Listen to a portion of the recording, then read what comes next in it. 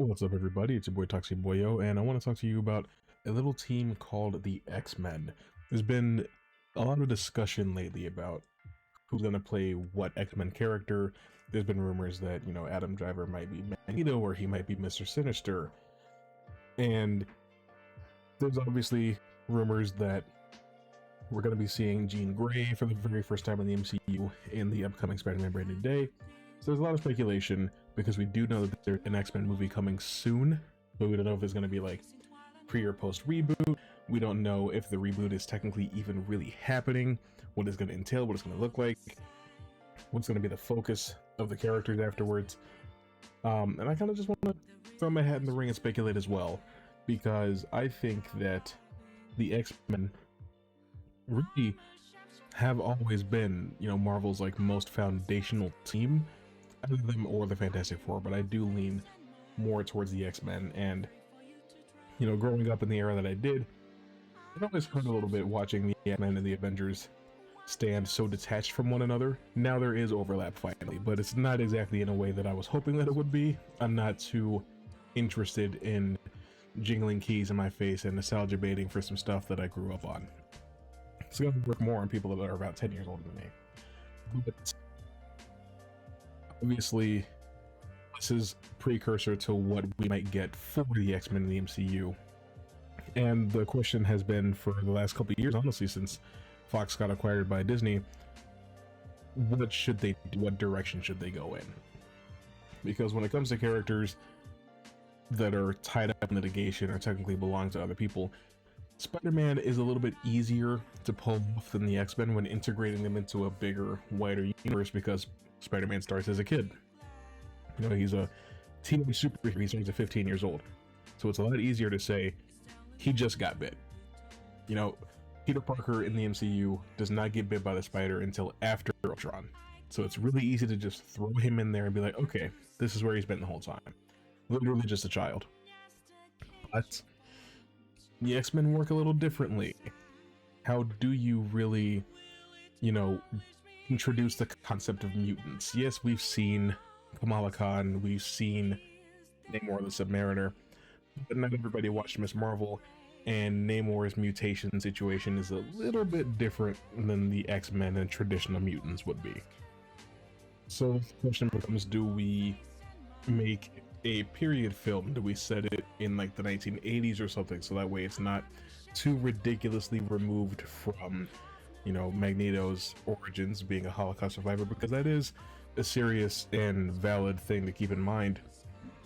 Kind of the more time passes, the harder it is to justify Magneto still being alive. Not even just being alive, because Sir Ian McKellen and Patrick Stewart were probably alive during World War II. I actually don't know exactly when they were born, but they were probably alive during World War II.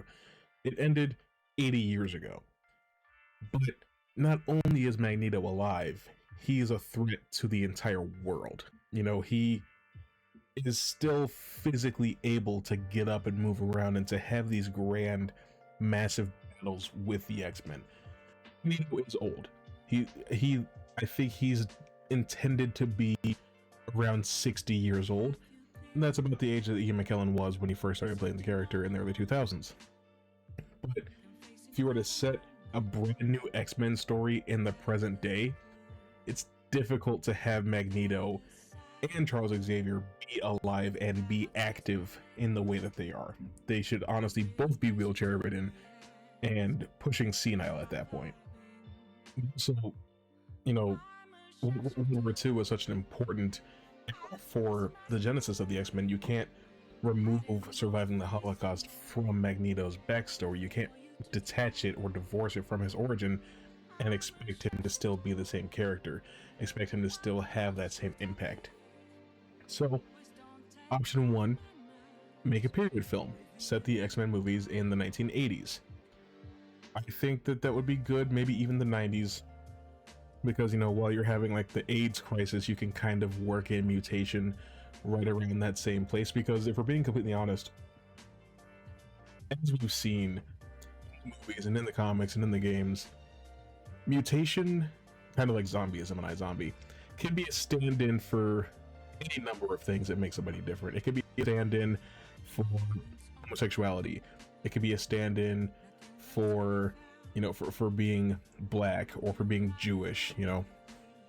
That's kind of what the X-Men, I believe, were intended to be, is something that anybody who's different or treated like a freak or an outcast for something that is beyond their control, like the X gene is out of the control of the mutants, they kind of get to latch on to this team and to this world that's all about giving people that feel like they have nowhere to belong somewhere to belong. So I think that, you know, it can work that way. The most important thing is you can have your more age appropriate Magneto and Professor X without it feeling too ridiculous. And you can still set it in the main continuity. You just kind of run into a problem of like, oh, well, they treat Iron Man like he was the first ever superhero. How can that be when there were, you know, heroes in the 80s and in the 90s? Things around that, to be honest. One, they could just be really, really small scale stories. Something that doesn't necessarily make, you know, news around the world, especially because, you know, it's before the information age. It's before everybody had the internet in their house, right? So it's not like you're hearing about every little thing that happens in New York if you live in somewhere like Bangladesh, you know what I mean? So you can keep the stories a little bit more low-key, a little bit smaller scale, and you know, the X-Men do go to space sometimes, and they do time travel sometimes, but again, that's not necessarily something that the entire world has to find out about. Does that make sense?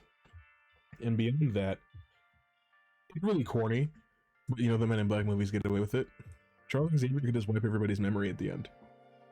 Or, you know, Jean Grey could do it. But it seems like we're getting a Jean Grey, so maybe not necessarily. I mean, if you were to set the movies in the past, you could, there's ways around it. You can definitely just have it be like Charles Xavier used Cerebro or something like that to wipe everybody's memory of what was happening. It kind of fits because so many of those old X-Men movies were period films, so many of them were set in the past, and maybe that'll feel like a cop-out, or it could confuse audiences that don't necessarily understand that this is a rebooted universe. They're like, oh, they just made another one of those X-Men movies. So I guess those are kind of the drawbacks of doing it that way. The option, obviously, is to just go the route that they went with the Fantastic Four and set it in an alternate universe. We are still neck deep in this multiverse nonsense, and it might actually be welcome considering the fact that the Fantastic Four are about to abandon the brand new, interesting, actually unique, retro-futuristic world that they lived in Earth 828, and join us here on Earth 1099. No, wait, Earth 199999.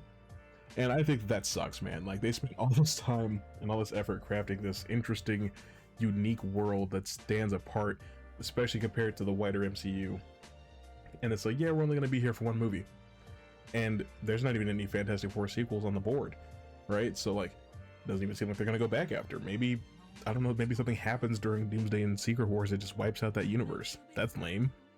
Because a lot of people, myself included, were like, oh, I want to see other superheroes in this era. I want to see, like, you know, this 60s era version of Spider-Man, 60s era version of the X-Men.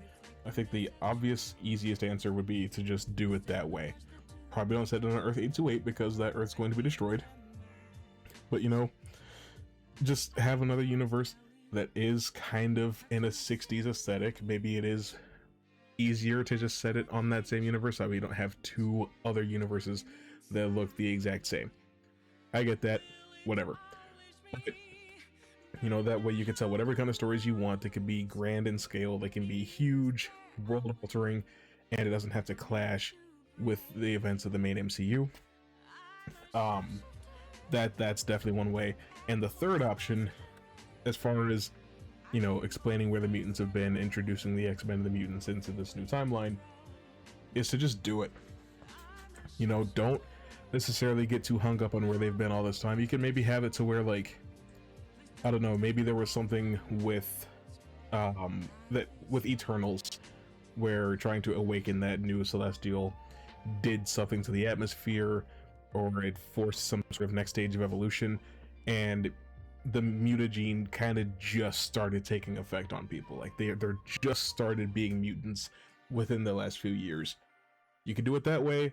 and it'll honestly be able to lay the groundwork in a very interesting manner to focus more on X-Men and more on mutants going forward in this new whatever direction the MCU takes after this.